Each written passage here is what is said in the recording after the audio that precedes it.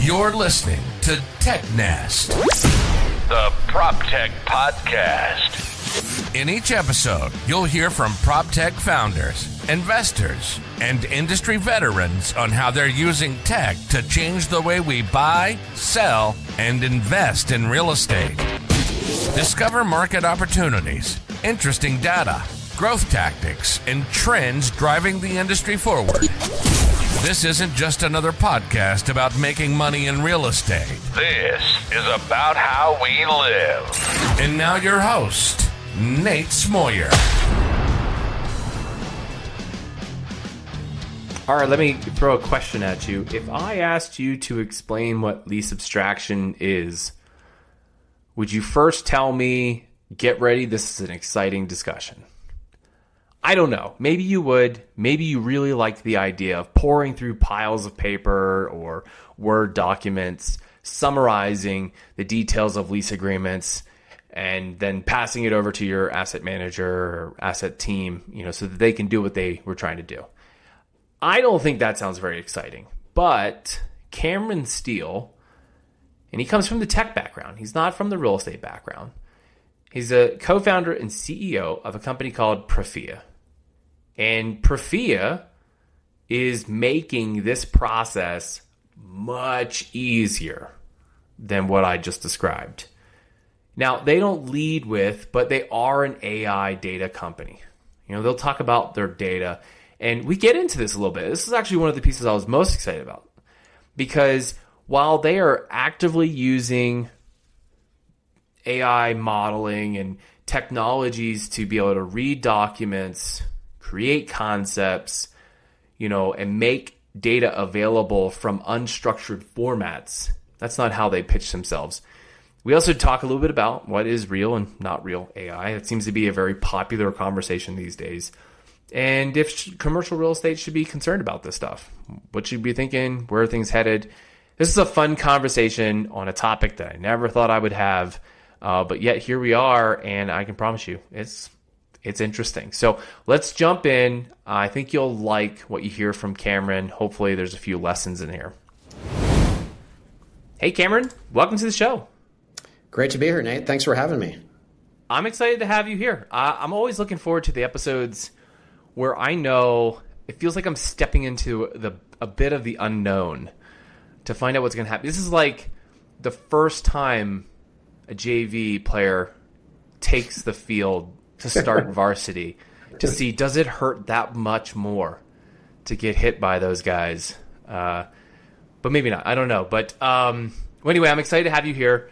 And it looks like you're somewhere sunny. Where are you based out of? I'm based out of San Francisco. So what you're seeing is this little bit of the background in San Francisco, which is a little more lively than it has been. San Francisco gets a lot of bad press for nobody going to the office anymore, and I think warranted, but also it is starting to get busier around here, which is good. It's more lively, which is great. Go ahead and ignore all of my tweets for the last 2 or 3 years. But well, cool. It's exciting, and I don't ever see tall buildings anymore now that I live in the Silicon Prairie. So, well, let's go ahead and get started the way we always do. Please introduce yourself, let everyone know who you are and what you do. Yes, my name is Cameron Steele. I'm the co-founder and CEO of Prophia, and we are a Series A stage Proptech company focused on commercial real estate, the CRE segment of the real estate market, data specifically. We think of ourselves first as a data company, and I can get into why we think of ourselves that way. I love it. But now, before we get into the details, because there's going to be a lot for us to dig into, I want to start with the name. Talk to me about the name, because it's a unique sounding name. It almost has property to it, but it was like that. Yeah, the FIA part is what got me. I thought was just unique. Yeah, we actually we changed our company name about 2.5 years ago. I don't recommend anyone doing that. It's painful, and nobody likes whatever ideas you come up with. And we had a pretty federated process within the team to make the change. But the prior name was Leasable. We changed our name to Prophia. I think it was confusing to our customers. They kind of made some assumptions about what we did based on our name, and then I found out that one of my co-founders didn't like it, and so anyway, we just decided to make the change. So the genesis of the name is Property and Sophia. Sophia is in Greek is intelligence, and it's really what we're all about. We're trying to provide our customers with better property intelligence specifically. So I will second the recommendation that if you do not have to change your company name, I'll go even further, domains. Don't. We just did this. I just went through, I'm still kind of like going through some of the fallout. Yeah. 8 weeks ago, we migrated our domain to be a little bit more in line with where we were taking the brand. And it's painful, but that's one you just rip the Band-Aid off. Once you make that decision, don't look back. Just, deal with the problems as they come forward. Just do it. And there's always some stuff you forget, and there's some stuff that still lingers in our old company name that we don't really know how to fix. But fortunately, it's earlier. The earlier in your stage of development, the better. Yes. And I think we just decided we kind of knew we needed to do this, and so we made the switch, and it's been good. I think the criticism, it sounds like a pharmaceutical. I get it. But I didn't think that one bit. Yeah, you get weird. It's funny. You get weird. People have weird kind of reactions to these types of things. I didn't either, but then a couple of people told me that after we made the decision, and I was like, okay, damn. But so far it's been good. Like, I think it's simple. It's generally easy to say. Even if people don't say it perfectly correct, it's totally fine, and it's short. Sure. And I think it's the genesis or the sort of the construction of the name really are really around our value proposition, where we're going as a company. So I think the team and our customers really kind of, it resonates with them. Yeah. Well, talk to me a little bit more about that. So Prophia, what do you guys solve for? What do we do? So when we started the company, and this was something that gets back into kind of the founding story. I did not grow up and have a career in real estate. I've been in technology, software in particular, my whole career. I've worked both in private equity and also worked in public investments, and then been an operator. So I've had a bunch of different types of roles. So I bring a kind of perspective as both an investor as well as an operator to this problem. And when we looked at commercial real estate, I'd sort of been tipped off by, this is the second company I've helped co-found, and one of my prior business partners kind of had a company that he started in the in the construction services area, and was like, you should really talk to these guys who really are just telling me that the commercial space is just very behind in terms of innovation. So I was like, okay, I'll take a meeting. So I was working somewhere else at the time at our acquirer, and then but thinking about what I wanted to do next. And when I heard about sort of what people put up with in real estate, from a quality of data and tools perspective, I was stunned. And some of the processes that are in place to sort of, just do simple things. So when I think about it as a sort of two ways, as a investor, asset allocator, it's one of the world's largest markets with some of the poorest quality data. And that spills into both how you operate and manage assets as well as how you allocate capital. And so when we thought about kind of what people needed and what they could use, it really helped kind of formulate what we needed to do, which is we want to focus on quality of data. We want to focus on the building itself and by extension portfolios. And how can we provide a more holistic, trusted view and actually have structured data that people can share and use to answer not only questions about their own portfolio and how to inform how they operate and optimize the value of those assets, but also at some point in the future, our data set will be so big we'll be able to do some things that are much beyond that in partnership with our customers. So that's kind of what we wanted to do. So it's a pretty big vision. I've seen this in other asset classes in my career where, like the quality of the data, the quality of the tools gets a lot better, and the liquidity gets better, transparency gets better, pricing gets better, everything gets better, and I think commercial real estate's is in this early phase of adopting tools, and really at the end of the day, it's about getting this building data, which is really hard to sort of get at, and making it easily accessible for all parties, both the property owners themselves, and then the stakeholders that work on behalf of property owners to run the buildings. You talk a little bit about you talked a lot about data there. And, digging into copy and going through the site and all, I was able to pull out a little bit about there's some AI in here. I didn't hear you mention AI, and I heard you lead with, hey, we're a data company, not an AI company, which is kind of like you're bucking the trend right now. Everyone's AI, man. I thought maybe, be honest with you. I was like, man, I can't believe he's not leading with. We'll talk a lot about AI company. We'll talk a lot about AI. I think I'm of the opinion that you lead with problem solving and you apply technology against those problems. And so so we've been at this for 5 years. So we are at our hearts an AI company. We're using natural language processing algorithms. We're using large language models, all the buzzwords. We've been doing it for the past 5 years to get access to, or to help annotate and get data out of unstructured environments. That's another way of saying contracts. Paper leases into a database, right, into our system, and then we tether back to the source document to build trust, because we're in the trust business. At the end of the day, our customers need to trust their data is accurate. They don't today. It's a big problem, and so we're helping them do that.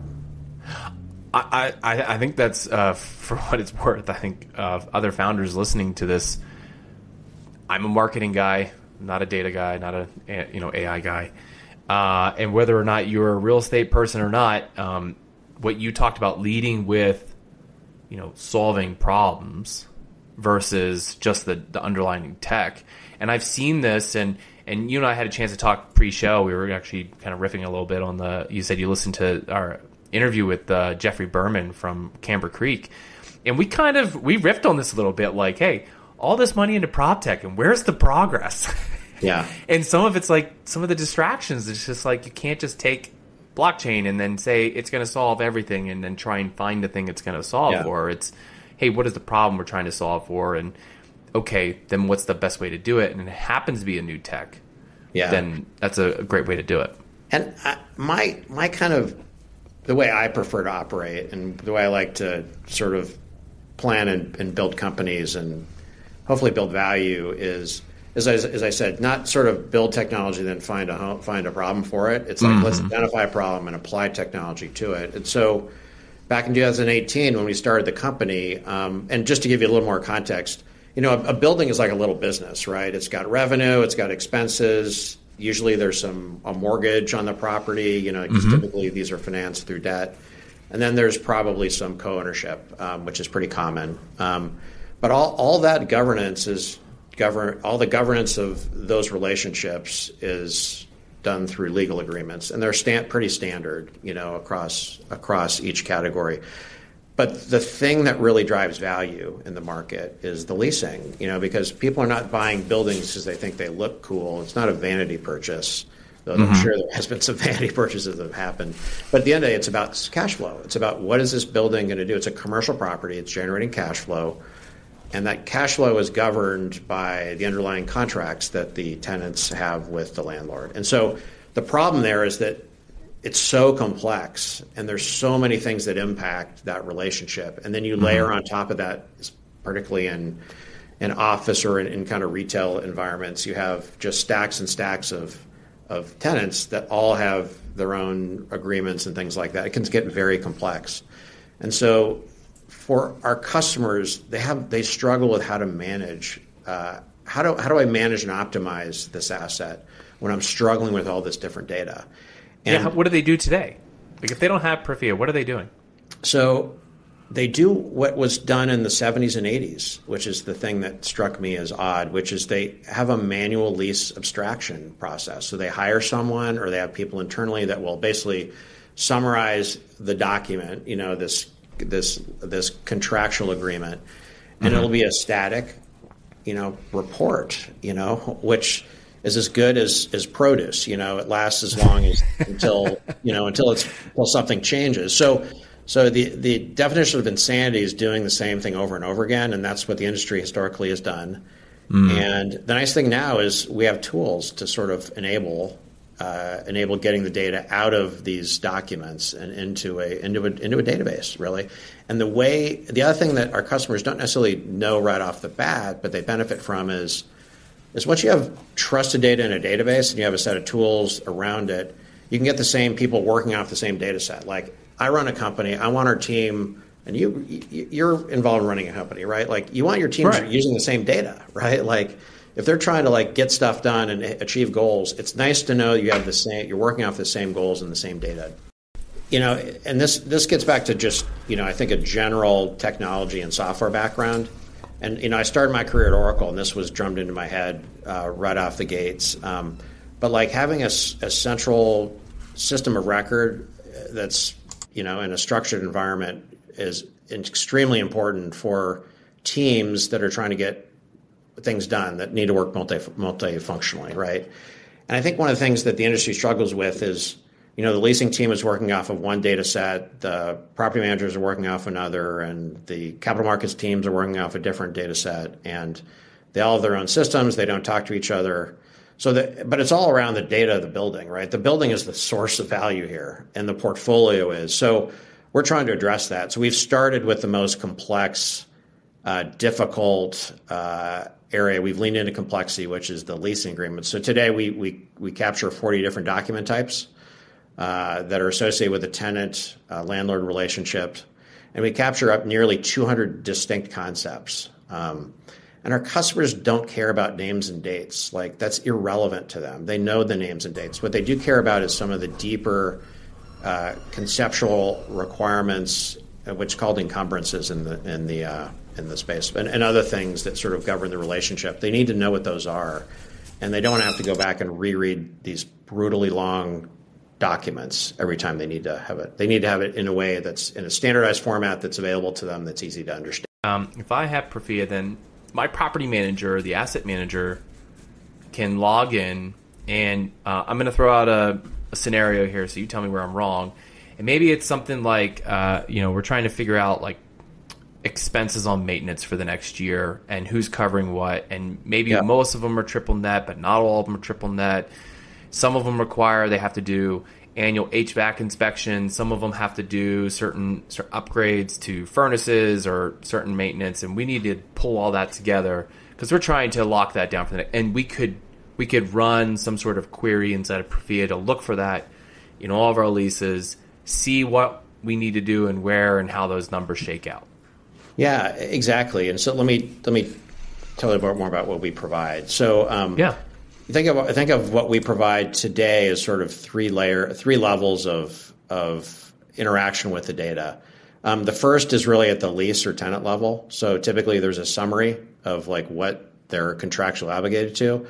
The industry would call that an abstract. We call it a summary. We link back to the annotations we do in the documents so people can click through and check. They can see what our AI is doing, and then we have human review on top of that to make sure it's accurate. So that's super helpful at sort of a tenant level.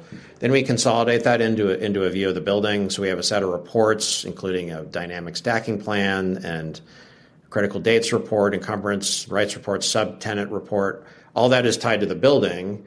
And so if I want to see what's happening with the building, we can share that with you. And let me give you an example of something we do that's hard for our customers to do today. Sometimes there's what's called ROFOs or ROFers, which are right of first offer and right of first refusal by tenants on adjacent space in a building. If you're a growing company and you sign a lease hey, I'd like to have the whole team here, I'm going to write that into my agreement. And sometimes there's these rights attached to multiple tenants will have rights to that space.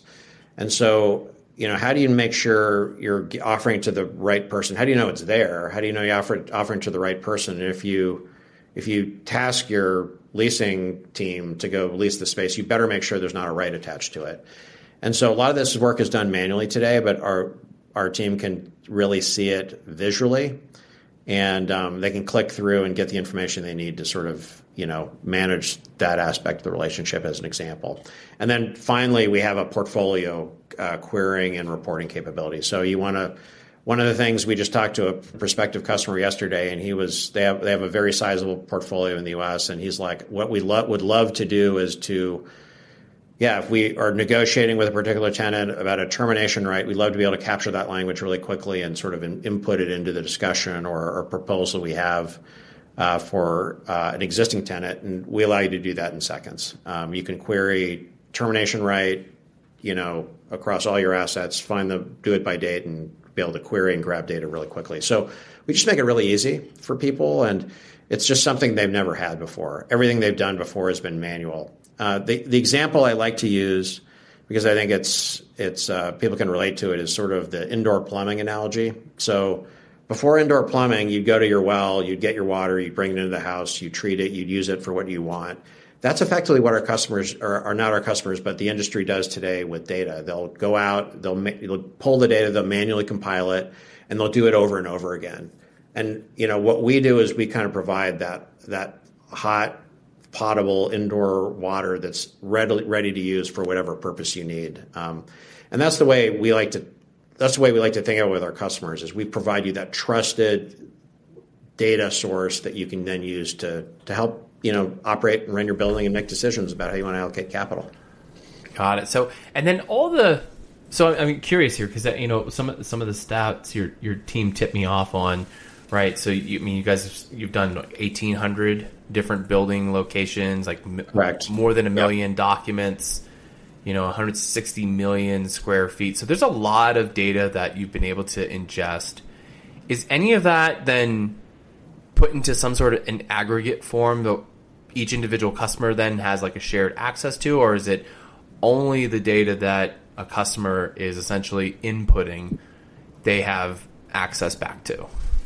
Yeah, so today our customers only have access to what we call an account level data. So one of our customers is Nuveen, right? So Nuveen will have we have a fairly sizable footprint with Nuveen. So anyone who works at Nuveen will be given access to either by building or by portfolio or sub-portfolio information. But those folks don't have access to Spear Street Capital, which is another one of our customers, right? They have their own stuff. Gotcha. Where we do use the data combined of all the data combined of our customers is the training data and the tuning of the algorithms to sort of do our NLP and the annotation, the auto annotation of the data. So every new, and this is different than what was done historically, but every new customer that comes in will contribute to the quality of the underlying training data that's used to sort of annotate.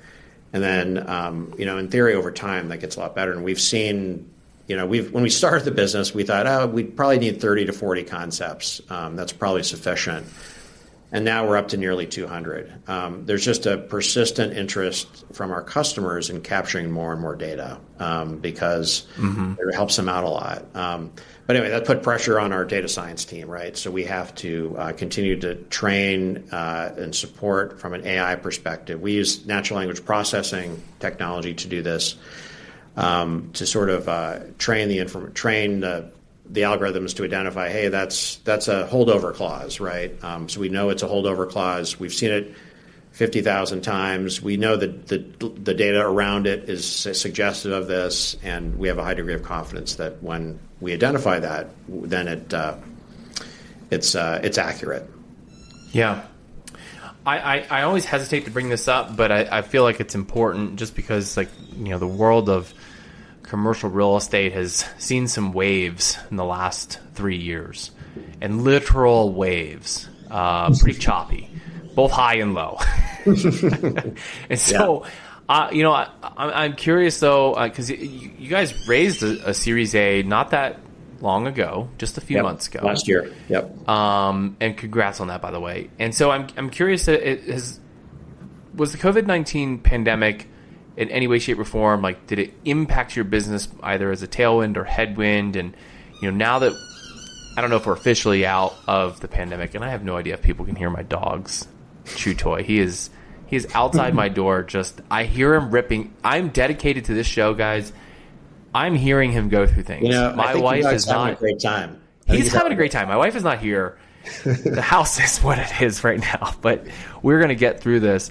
I refuse to give in. But I'm wondering if there's been any effects of the pandemic you've felt on the business? No, it's a great question.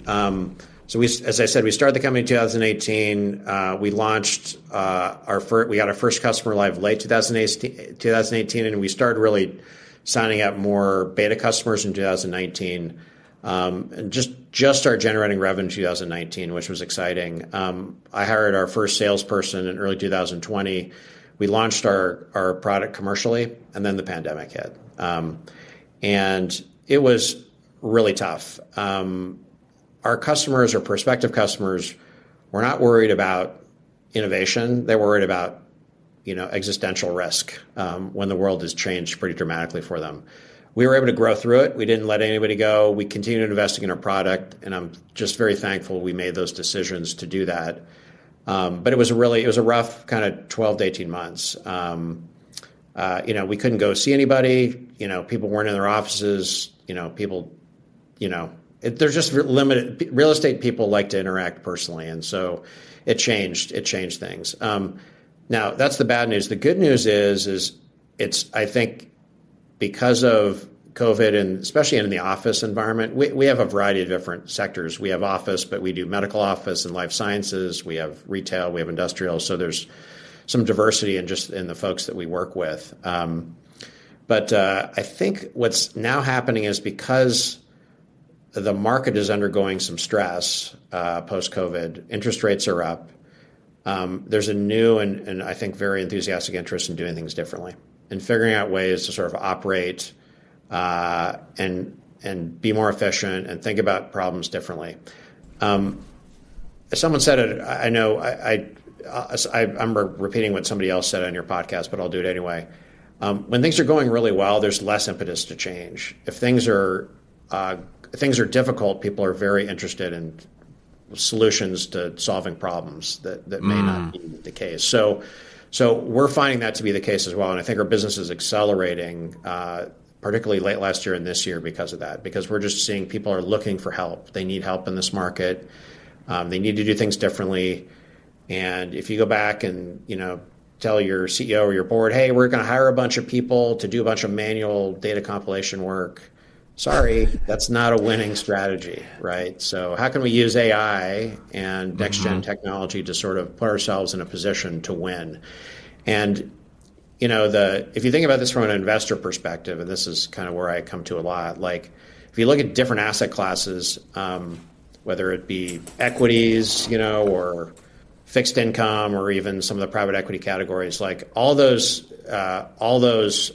areas over time, as they digitize and use data more, become more efficient, become really efficient markets, better liquidity, better pricing, better transparency. And I think this is absolutely coming for real estate. Today it's a very inefficient market. It's increasing, it's extraordinarily competitive, but there's no data transparency. It's very opaque. There are really high transaction costs. The transaction timelines are slow. And, the people that are able to move more quickly and to move with confidence and have better data are going to win. And that's we hope to position ourselves to be a partner to help those folks win in this kind of market. I have so many angles I want to go off of here. I'll go with the doomsday argument that I've seen floating around between a few different people, mostly on Twitter, is that there is a wave of balloons coming due, and pro formas are not matching reality. There's going to be either capital calls or handing property keys back over. You guys are collecting a lot of data, so you're getting a little bit of insight to where things are shaking. What are you seeing in regards to that? Should generally commercial operators or people that rely on commercial operators for other businesses or tied to, is this a time to be fearful, or is it a time to just genuinely be concerned? But you kind of said it, there's ways out of this. You just have to pursue the solution. Yeah, I think it kind of depends. Like some of our customers are just frothing at the mouth because they're seeing pricing, they're seeing opportunities that they haven't seen in a while. Starting to meet their requirements. And for people that want to put capital to work and want to see good returns on that capital, pricing is important. There also is, and I think it also depends on location and asset class, right? So if you're talking about downtown San Francisco, where I'm sitting, there's going to be some pain. And we've already seen a little bit of it and with some of our customers where some of it's been public, where they're deciding whether to walk away from an asset because they need to either reinvest in it significantly to make it, up to standards, or they need to walk away and just, make a different decision. We had a conversation with one of our customers the other day who let a building go. They're still operating it, but so we're maintaining the relationship with them because they need us. But they're like, yeah, I think we may try and buy this building back later. So they've been around for a long time. So I think it's capitalism, right? It's part of the beauty of capitalism. Wow. It's like things change, but that creates opportunities. So the people that are really leveraged or are operating in Class B spaces that haven't been updated in a long time, they're having trouble attracting tenants. It's going to be challenging, particularly in certain areas. But I'm excited about it. I typically am a contrarian about these things. I think this is a great time. It's forcing change. This is where the winners typically compound. So I think it's exciting. So that's like office. That's kind of like urban office. But I kind of alluded to it. Two of our customers are a couple of the largest medical office and life sciences owners in the country. Incredibly good business right now. You're not going to do lab work at home. You're not going to go see a physician.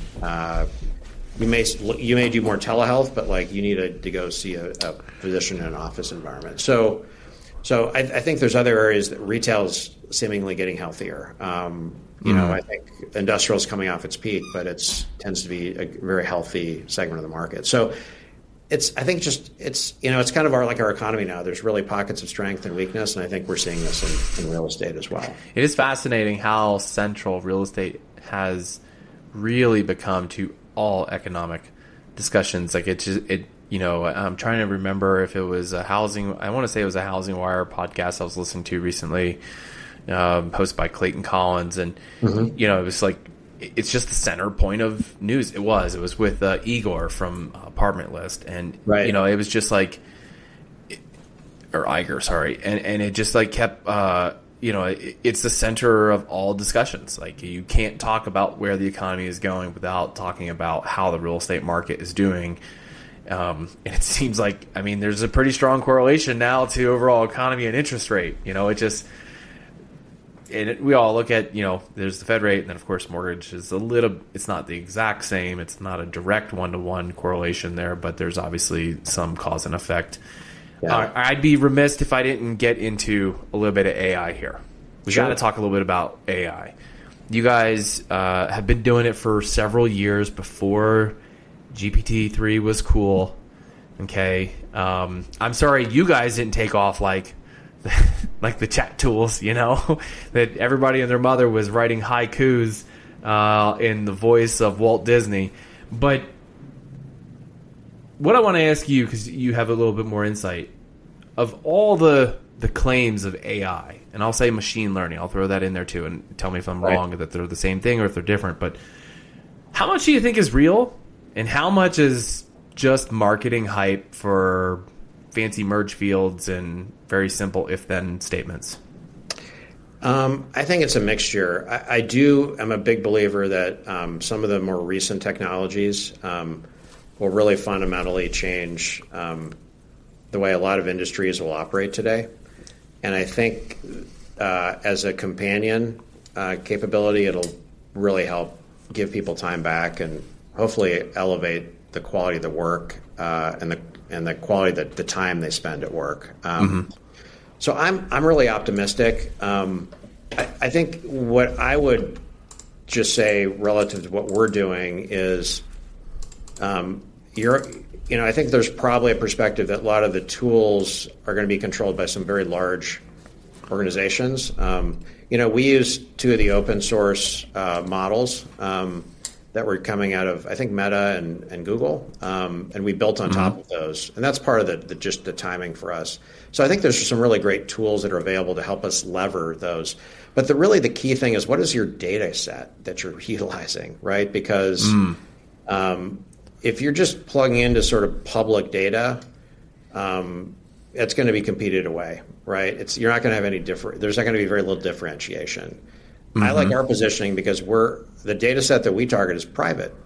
So there is literally nowhere out there other than maybe 35 leases on the SEC website that has the scale, because they're private contracts. So even if somebody as large as Google wanted to do this, they'd have to go collect this private data, convince someone to give it to them, collect it, and then start building curated annotation to sort of generate training data to then be able to do this at scale. And that's our business. So we've been doing it for 5 years. We partner with our customers to get access to their data. And so they trust us, and thankfully, and we are the shepherds of their data for them. But that's why I feel like as we progress, it's just going to be not impossible, but hard for someone to sort of fast follow us because they don't have access to this data set. Even the large brokerage firms who have access to this data have not been able to use it to a competitive advantage. And I think that's an opportunity for them, frankly. I don't know if this falls into like the traditional network effects advantage, but it certainly sounds like it to me, like each customer who comes on board with you and, uploads their documents for your learning models, and as your learning models discover more concepts and perfect each concept, then the future models are that much more efficient, they're that much more accurate, and every customer benefits from that. And it seems pretty convincing to me that there's probably some whether it's not exponential, but there's some compounding effect to then growth there, because the time to value for each customer is that much shorter. I think you're exactly right, and we're starting to see the benefits of a large corpus of training data that's benefiting and tuned algorithms to help us do this. We are probably not too far off from having a segment of the data that we capture immediately available to people, which gets into time to value. Like literally, you upload a document within seconds, you could see quite a bit of information. There's probably some level of like traditional enterprise type sales cycle. Like this is a very professional field. These are larger businesses with probably corporate structures. But a lot of times, though, products selling into that can be very difficult to demonstrate value on day one, right? You we have to go through a scoping, and then there's a consulting, and then we have a partner agency who comes in and assists with implementation. If anyone's ever gone through Salesforce, does it sound familiar, right? But you're saying like, hey, we could probably in a demo, like you could upload a doc and immediately see like what sort of value comes from that. So like from the time a customer signs up, like, hey, okay, yeah, we want to work with you. How long does it take them to like start realizing value from that? We're not quite to the point where we could do like what I call real-time upload and delivery, because I think we will be over time, but right now we're not quite there, but it's definitely something we would like to do. But depending on the complexity of the building or the tenant list or whatever we're working on, we tend to be very quick, very fast. We can do it very quickly. Just to give you a sense, on average, each tenant we get on a customer basis has 7 different documents. And it takes us to get each tenant up and running and live is under 45 minutes. It can be much quicker than that. It could be longer than that depending on the complexity. And we've seen some customers have tenants that have more than 200 documents, and they've been in the buildings since the 80s. Those are interesting. But you're right. I think we can show value quickly, and I think as we get more mature and our technology continues to improve, we'll be able to shorten that time to value very quickly. Got it. Well, I want to get us, we got to shift in here towards the bottom of the show. I have so many more questions and angles that we could go with this. I'm so interested to hear what you've got going. But we've got to go on. We're going to jump into what I like to call For the Future. For the Future is when I get to ask each guest who comes in the show to give their best predictions based on the following 4 questions. Cameron, are you ready to play? I'm ready. As ready as I'll ever be. All right, let's do it. Question number 1. What does Prophia look like 1 year from now?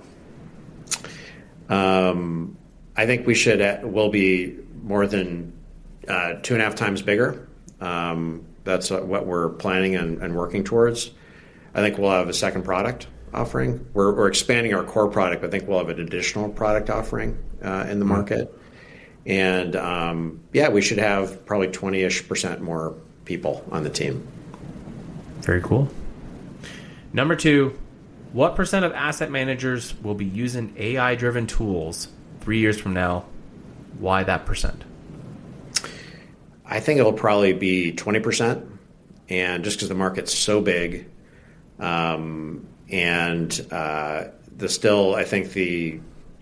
I think the industry it's a conservative industry, so I think it will take time for adoption. But I do think when people start seeing the benefits of these tools, it's going to expedite, and we'll see the snowballing effect of that. We're already starting to see that a bit as well. So I'm optimistic that we're going to see a lot of adoption in the not too distant future. As a bonus add-on to that one, is there risk at being too early if you're providing AI tools or something that's too advanced for a conservative industry like this? Yeah, I think it is, and you picked up on it. We don't lead with AI. If you probably looked at our website. We talk about very tactical problem solving, and it's because, again, it goes back to this principle that we want to focus on customer problems, not on trying to confuse them with acronyms they don't know what they mean. We're trying to be a solution provider, and we're applying technology against those problems. So I think from that perspective, we're hoping to sort of make it really easy and not scary and digestible for people. At the end of the day, it's sort of it's our cross to bear. We are the ones needing to make these investments, and you should care about the quality output. And that we're using best in class people and tools to get there, but that's part of why you're paying us. Got it. Number 3, what's one industry trend you think will continue, but you wish would go away? Yeah, I think it's interesting to see what the status of white collar workers is, particularly in urban environments. We are, as a company, learning how to operate in this environment. I certainly, when I started this company, didn't think we'd be a remote first, company. We were trying to cluster people in offices, but I think many companies are trying to figure this out. And I think in certain areas of the U.S., particularly, there'll be cultural differences. But I do think people do want to have collaboration. They do want to have community. And so I do think there's a balance for us of maybe we'll have a little less space, but we're going to need to have really good space for people to come in and collaborate and to entice people to be in the office. And we're much more about, we hire professionals. We're not telling people what to do, but I think that's played well for us. But it'll be interesting to see how companies adapt and change, especially with broadband and the changes that COVID brought about kind of working wherever you are. So in a way, it's great. It's giving our people more agency. They can be wherever they need to be. But how do we maintain really good culture, really good learning and development, and build relationships in that environment? So I think that's a trend that'll be really interesting to kind of keep track of. When we bought our house here in South Dakota, as evidence to that trend, and one of the things that changed, it didn't matter what house the realtor sent me or which one or the many I found and then sent to him. The first question was, does it have high-speed internet? Yeah. Because if it didn't, it was off the table. It didn't matter to me if there was going to be a bidding war. It didn't matter to me, whatever. It had criteria, and then if the house met the criteria, the very first question outside of that was high-speed internet, yes or no? Yeah. And we had a handful. We had to regretfully rule out, and they were beautiful, and they would have been wonderful to live in the Black Hills National Forest, but internet doesn't reach everywhere yet. So it's like electricity and water and plumbing. It's just for professionals, you have to have it. And, you have to have it. Yep. And it's critical professional development and everything else. So anyway, it's a balance. Like we're open. We want to find the best people, and if they happen to be in South Dakota, like that's okay. Like we're very supportive of that.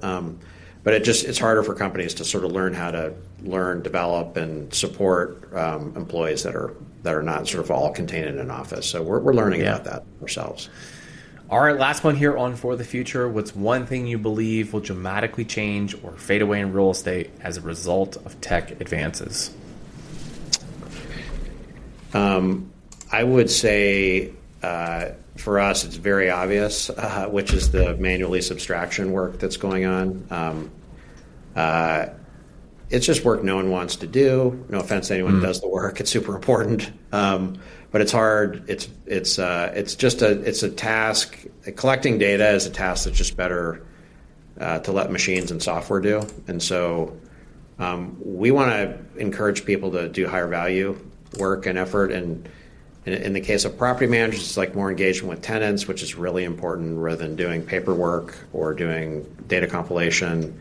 We want to provide tools for asset managers to think strategically about what they're doing. So I think a lot of this manual data compilation work is something that I'm excited to bring to the market and offer to people, because it just is going to enhance the quality of the work of the people, and just I think allow people to do higher level activity, which to me is exciting, and allow them to bring data to the table. Allow them to use data to help make decisions, to drive different thinking and approaches, and that to me is exciting. And we have a generation of people that are inheriting leadership roles in real estate that are ready for this kind of stuff, whereas a prior generation maybe wasn't. So that to me is exciting too.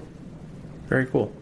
All right, last three questions, Cameron. These are about you, so our listeners get to know you just a bit better.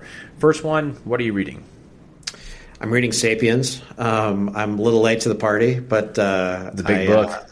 I've just started it, and it's compelling. I kind of, in a way, I kind of wish I studied more biology, but I'm reading that currently.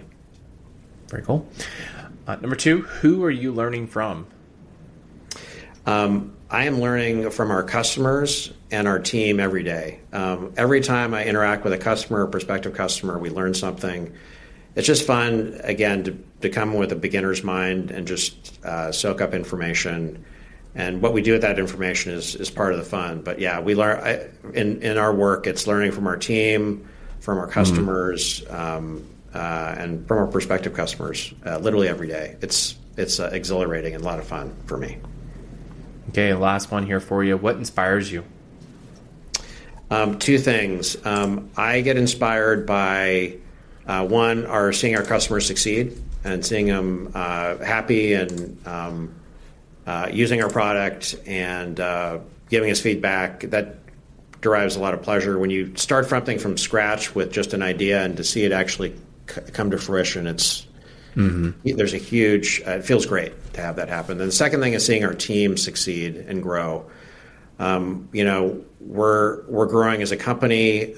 We've got some mixture of experiences, and just seeing people grow in their jobs and learn and contribute is something that, again, inspires me every day. So it's part of the reason why I wanted to start another company, was because it's just fun to see people come in and learn and just grow as individuals and as professionals. So that also inspires me. Cameron, this has been great. I thank you so much for your time. Really appreciate the conversation. You guys are doing some interesting stuff. It sounds like you've built quite a little bit of a moat around the business, and it sounds like you have the momentum to carry through. Whether or not we're headed for a high or low, there's going to be a need for someone to manage these buildings, and they're going to need help with that. Before we close out, for those who want to connect to you or get more information, where do they go and how do they do that? Yeah, they can find me on Prophia.com, which is our website, of course. And then I tend to be on the social media. I'm not too active, but I am active on LinkedIn. I will post, and people can find me at just Cameron Steele Prophia on LinkedIn. Easy to find. Not on Twitter? I do have a Twitter account, but I am just more of a voyeur. It's an interesting world out there, and I learn things from there, but I typically am not actively posting. So this is all part of my one-man mission to get all Proptech founders on Twitter Your customers are there. They're complaining. They're celebrating. They're detailing their wins and losses. Come join us. It's a party. We're having a lot of fun over there on Twitter. If that's where our customers are, we will be there for sure. Boom. There it is. Love it. Well, thanks, Cameron. Can't wait to actually meet you in person. Until then, we'll see you later. Thanks, Nate. Appreciate it. Thanks for listening to TechNest, the Proptech podcast. Find all the links and resources mentioned in this episode on technest.io.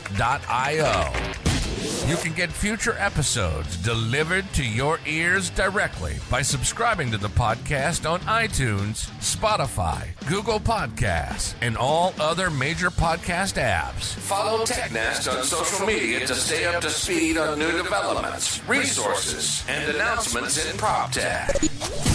Your support is greatly appreciated. There's 2 ways you can directly support this podcast. Share episodes you find interesting, and then leave a review of the show in the App Store. From Nate and the TechNest team, thanks for listening.